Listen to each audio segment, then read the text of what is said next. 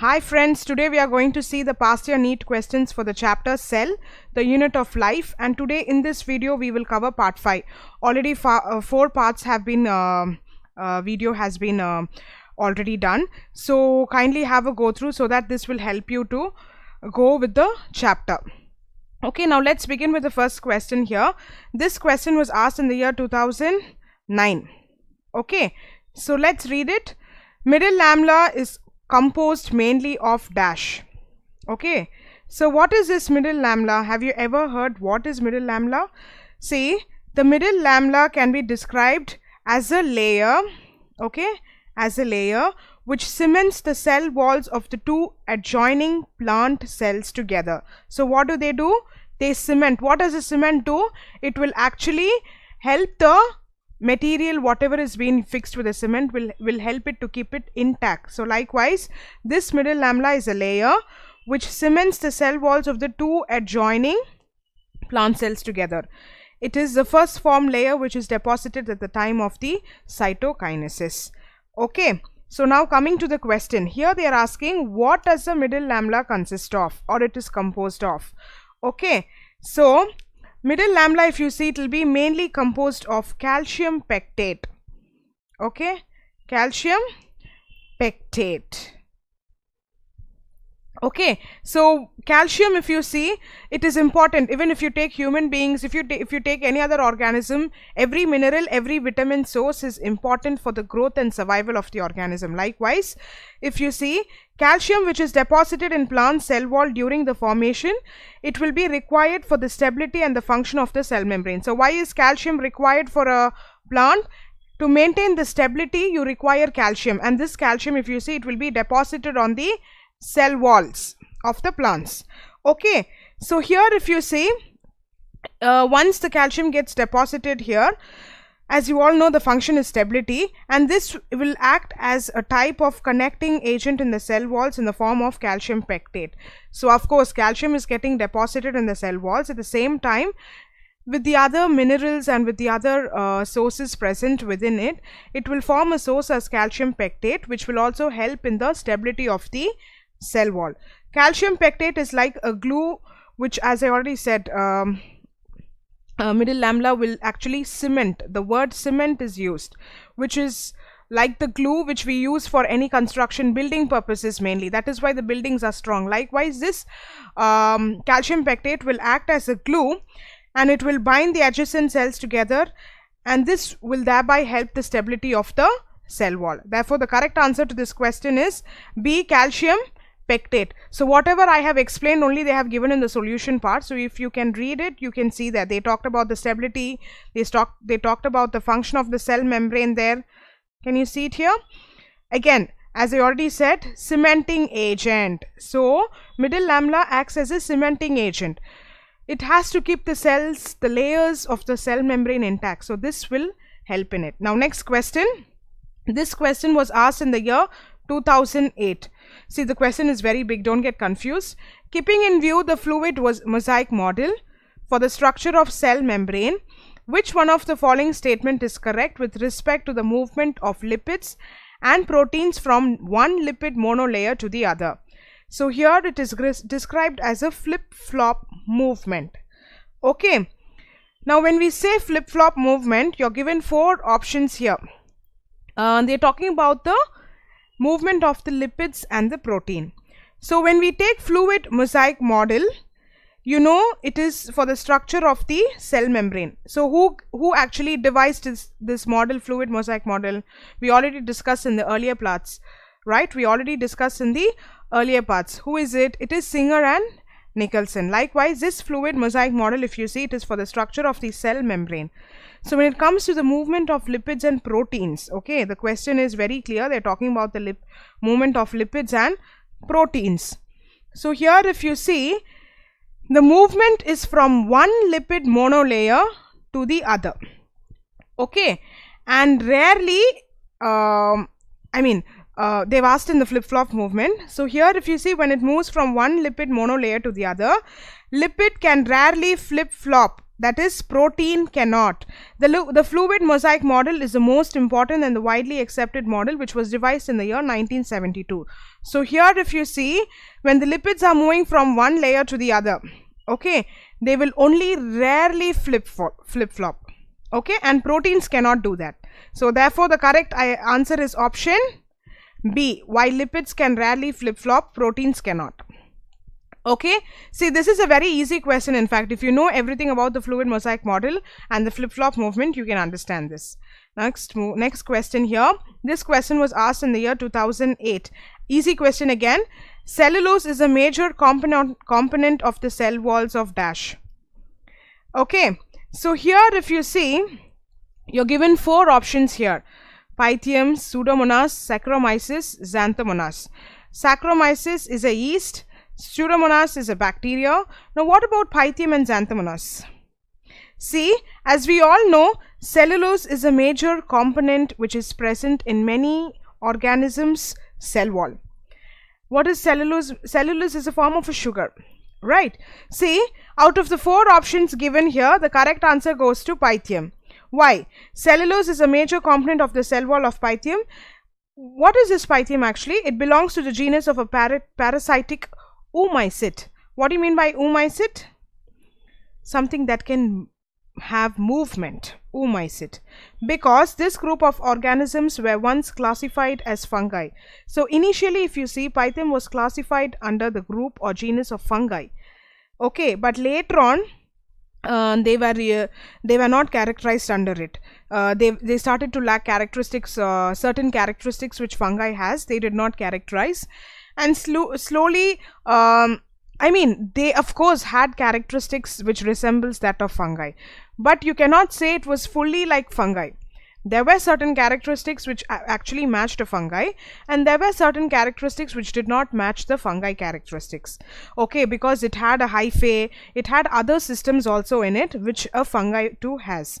So here if you see, as I already said, Pythium was initially under the fungi family, okay, due to the presence of hyphae, then other what you can say, other parts, okay.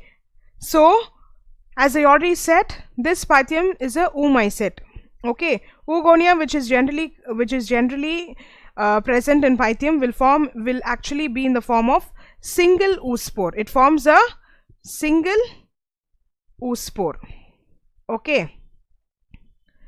And another thing, of course, this will have a female and a male sex organ, right? So here if you see, the antheridia will contain the elongated and club shaped antheridium. So Pythium will have the antheridium in it, which will bind with the female sex organ in order for the reproduction. Therefore the correct answer to this question is option A, Pythium. Pseudomonas, Xanthomonas, Saccharomyces, they do not have cellulose which is present in their cell wall.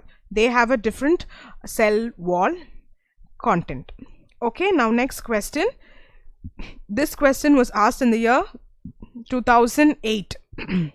Yeah, this question is again easy. We already discussed in the earlier parts where we spoke about the larger and the smaller subunit of a, or larger or the smaller unit of a ribosome, right?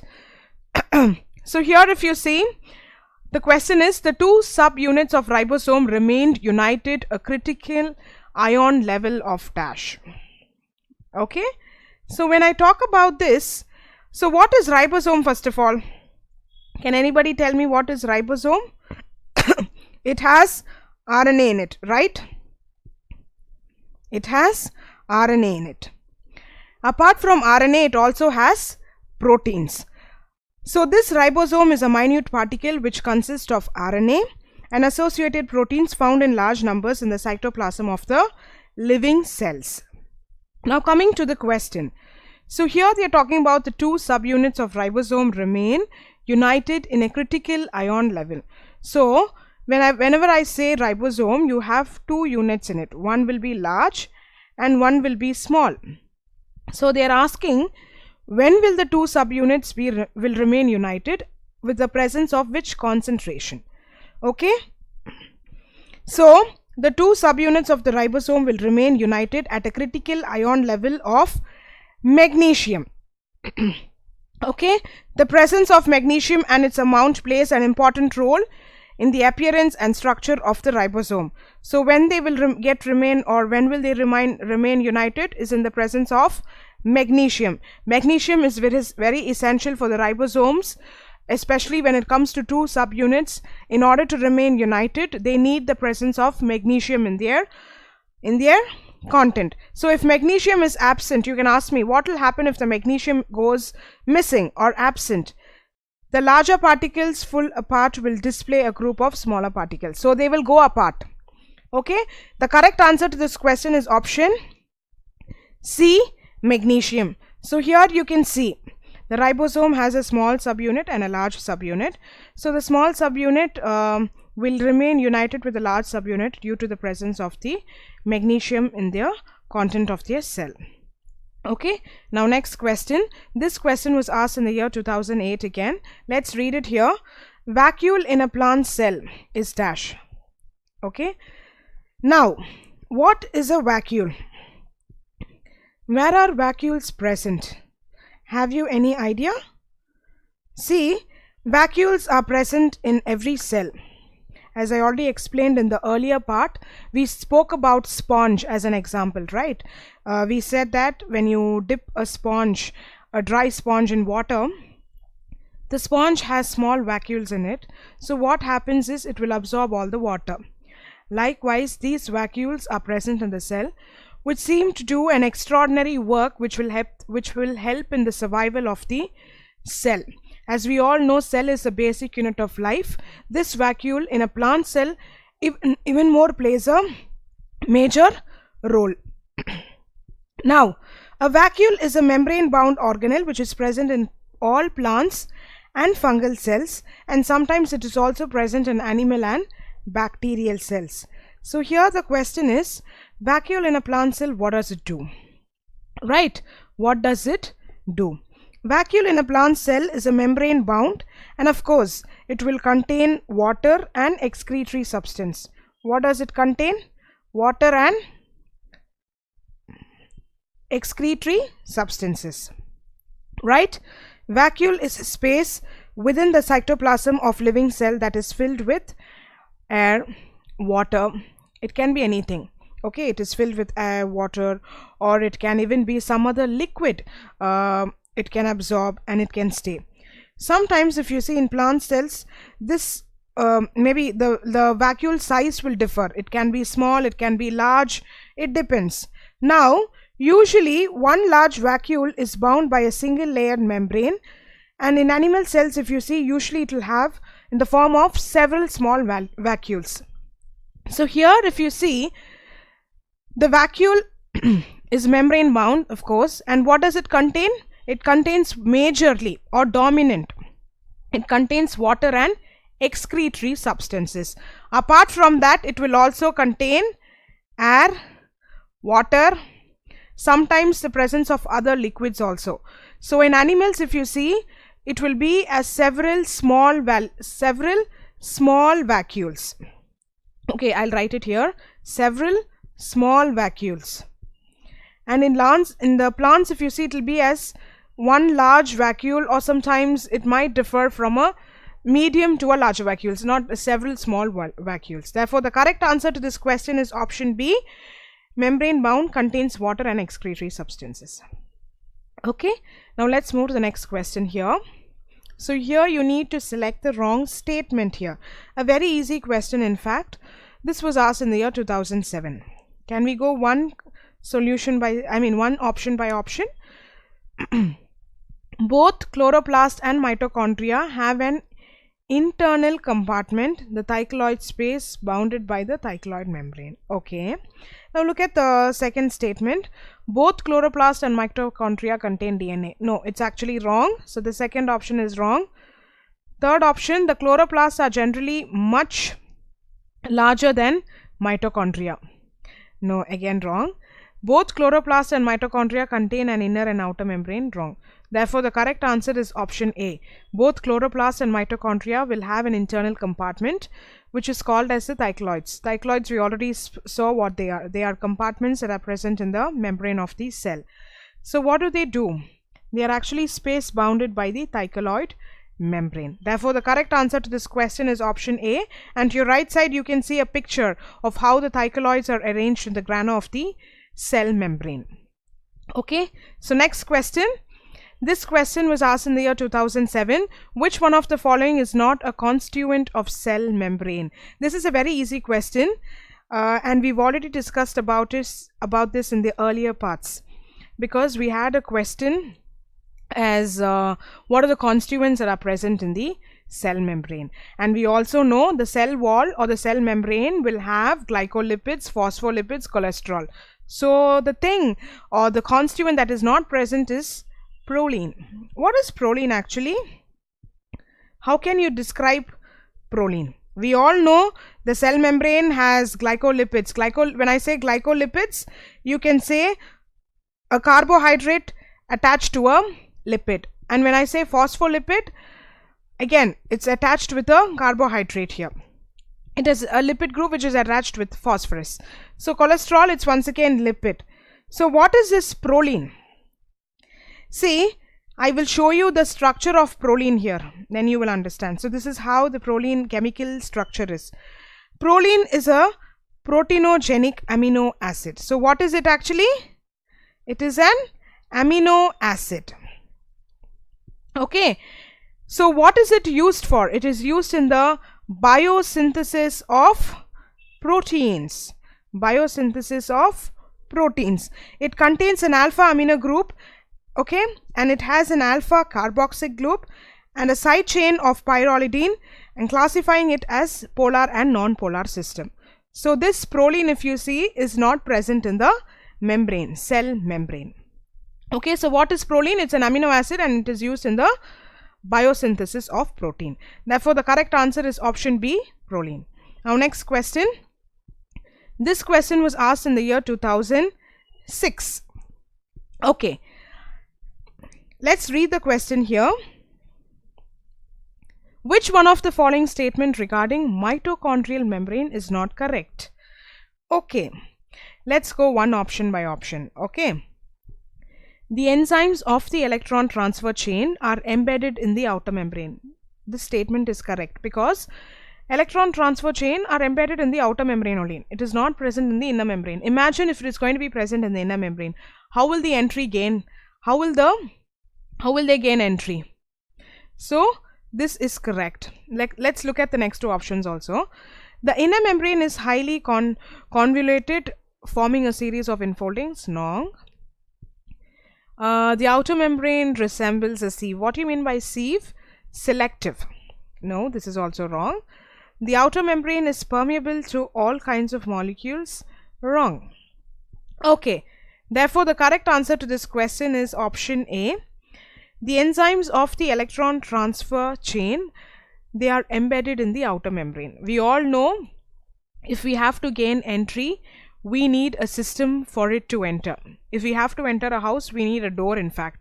Likewise, the enzymes of the electron transfer chain, only when they are embedded in the outer membrane, they can gain entry inside. Therefore, the correct answer is option A. Okay, next question. Read the question here. The main organelle involved in modification and routing of newly synthesized proteins to their destinations is dash. So this question was asked in the year 2005. Okay, now coming to the solution part.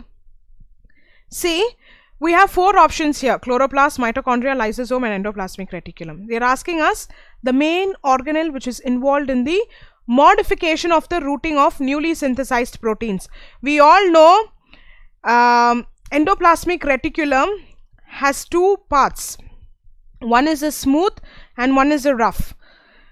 And we all know the rough endoplasmic reticulum synthesizes proteins while the smooth endoplasmic reticulum synthesizes lipids. So here the correct answer is option D. The main organelle involved in the modification of the routing of the newly synthesized proteins, their destination is endoplasmic reticulum. The correct answer is option D. Okay, so as I already said, they are classified into rough and smooth.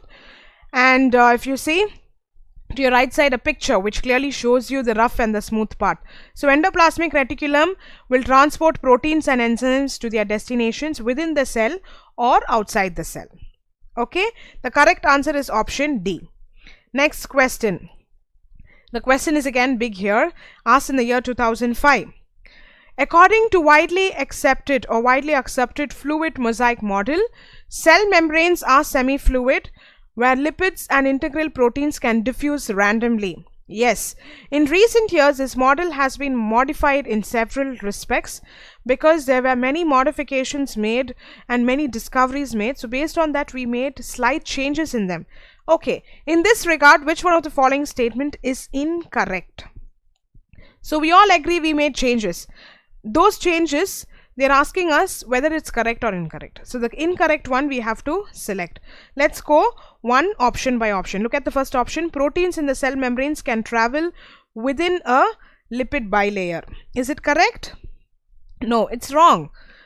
Next, proteins can also undergo flip-flop movements in lipid bilayer. Yes, this is correct. We already discussed in the earlier slides where we spoke about the flip-flop movement. That is, every time it is not necessary that lipid and proteins have to get transferred or have the movement around the cell. There is a flip-flop.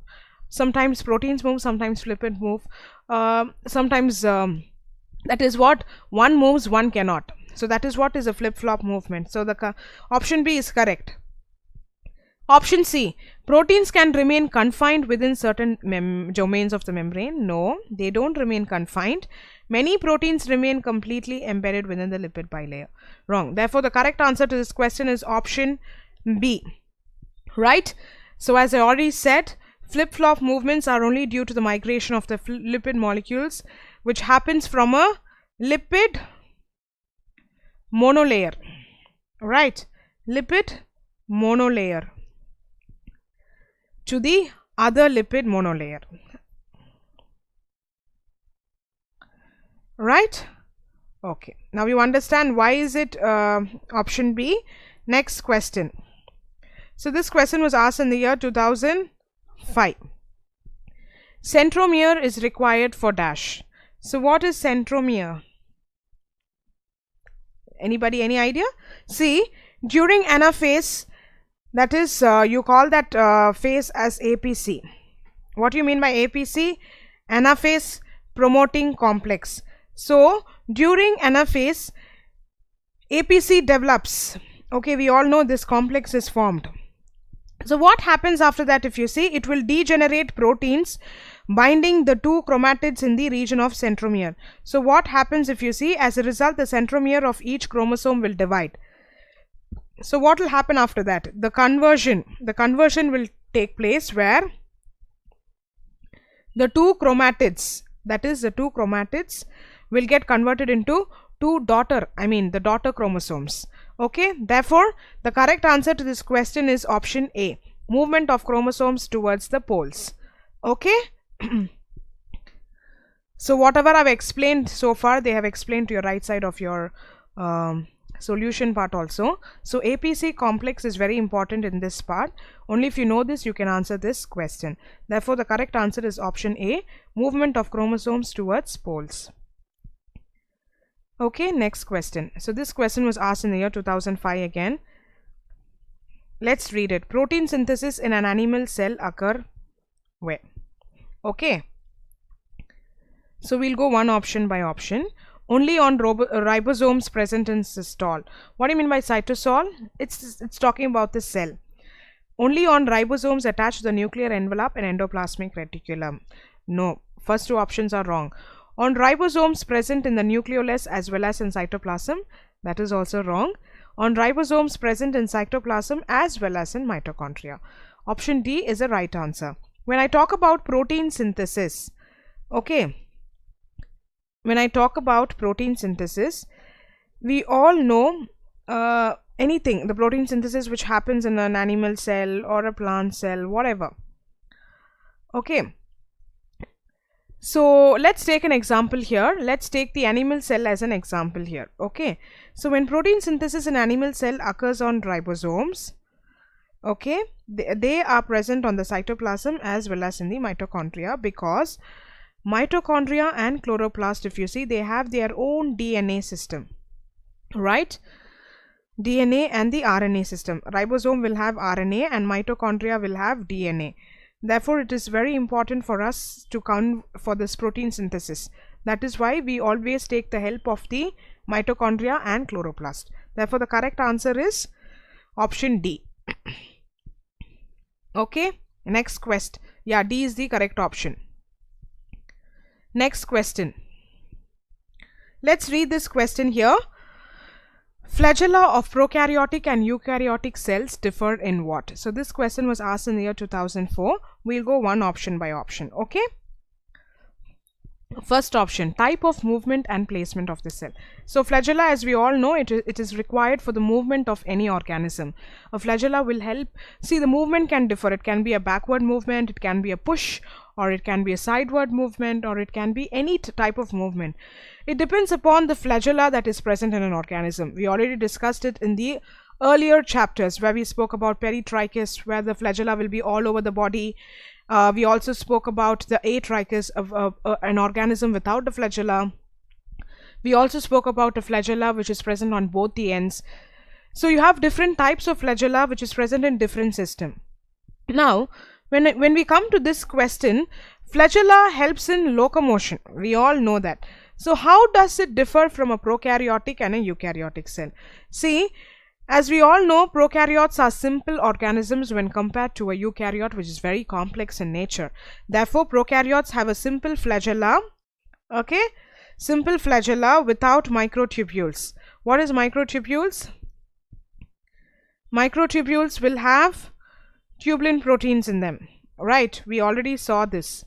And microfilaments will have actin proteins in it. So prokaryotes have simple flagella without microtubules, while eukaryotes will have the presence of microtubules in them, and sometimes the arrangement is in the form of 9+2 helical structure. That is 9 fused pairs and 2 unfused pairs. So this is what they are trying to say here. Therefore, the correct answer to this question is option C, microtubular organization and the type of movement. Okay. Option C is the right answer. So whatever I've explained, only they are talking in the solution part, the 9+2 fraction, where they talk about the fused and the unfused pair. That is what it dominates the 9+2 helical structure. Okay. Next question here. In chloroplast, chlorophyll is present in dash. A very easy question. This was asked in the year 2004. I think by now you have all know what the answer is. Yes, the correct answer is cycloids. They are the ones that have arranged in the form of coins in the grana of the chloroplast. So this cycloid membranes possess chlorophyll. The outer membrane, if you see, we talk about, so you have 4 options here. Cycloids is the answer. So what is the outer membrane? Inner outer membrane will talk about, or it will protect the membrane from the entry of every molecule. Inner membrane will see to the stability. What does stroma do then? Stroma will help, or it will form a matrix. Okay, it will form a matrix which will contain an enzyme which is needed for the Calvin cycle. Okay, therefore the correct answer to this question is option C, cycloids. Okay, next question. So this is the last question for this part 5. So let's do it. In fluid mosaic model of plasma membrane. So this question was asked in the year 2002. This is also a very easy question, in fact. So what is the answer here? Yes, the correct answer is option C. We already saw the fluid mosaic model was devised by Singer and Nicholson in the year 1972, and it will have phospholipids in them. The correct answer is option C. Fluid mosaic model of plasma membrane proposes that of plasma membrane. See, fluid mosaic model is actually devised for the plasma membrane, so you don't have to get confused which and which. Okay, so when I talk about fluid mosaic model, it is always resembling the plasma membrane. So what do they have? They have phospholipids forming the bimolecular layer in the middle part. Therefore, the correct answer is option C. Okay, so with this we complete the cell unit of life part 5 video. Okay, so let's meet in the next video, which will be part 6. Okay, so thank you for watching my video. Thank you again.